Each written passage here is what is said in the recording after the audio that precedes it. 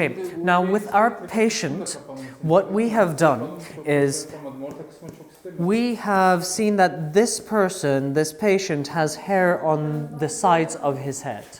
So what we are going to be doing is we have drawn the line starting wide and it's going narrower here. That is going to help us to actually cover with more density.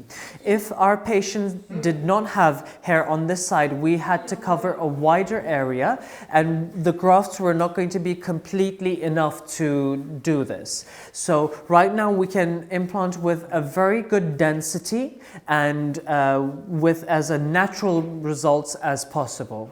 So the initial hairline that we drew here was the lowest line that we could have gone. But our patient wanted us to raise the hairline a bit more. So that's why we are going to be changing the front line and we're going to be stretching it up a bit more according to our patient's wishes. Drawing the hairline takes a lot of patience. Now, hair transplantation itself is a science, yes, but it is also an art. This front line and this hairline can change the life of your patient. So you have to be very, very careful and you have to be very patient in drawing your hairline.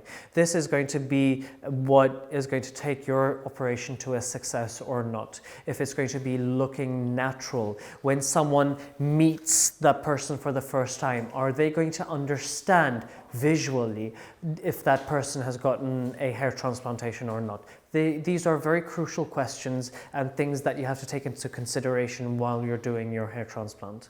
So what we are going to be doing is we are going to be implanting 1,700 grafts on the front line. We are going to be implanting 700 grafts to the crown, and we are going to be increasing the density because our patient already has hair on these sides. So we're going to be increasing the density here with around 500 grafts. And because the area is quite narrow, we're going to be able to do a very good dense implantation that is going to look quite natural.